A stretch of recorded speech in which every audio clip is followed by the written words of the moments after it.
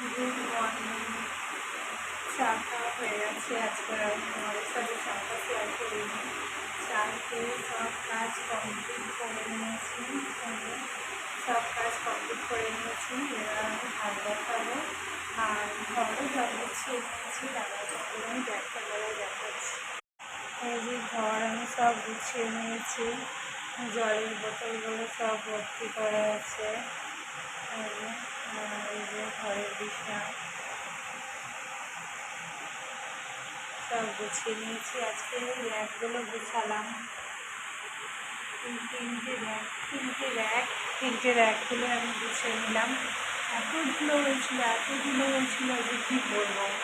তিনটে র্যাককে গুছালাম আর এই বিছনাপত্রগুলো তুললাম। তুলে নিয়ে চা খেয়ে বসে আছি। এবার রান্না বসাবো।